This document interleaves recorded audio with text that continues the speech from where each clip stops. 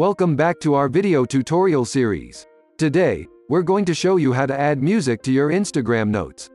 Let's get started. Before we begin, it's important to make sure that your Instagram app is updated to the latest version. This will ensure that you have access to all the latest features, including the ability to add music to your notes.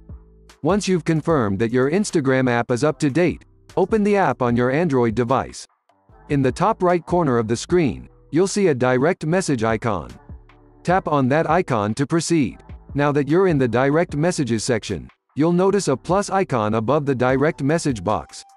Tap on that icon to start creating a new Instagram note. Here's where the fun begins. Write everything you want to share in your Instagram note.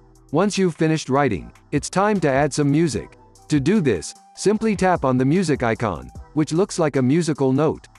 A selection of music options will appear on your screen. Take your time to explore and find the perfect music to complement your note.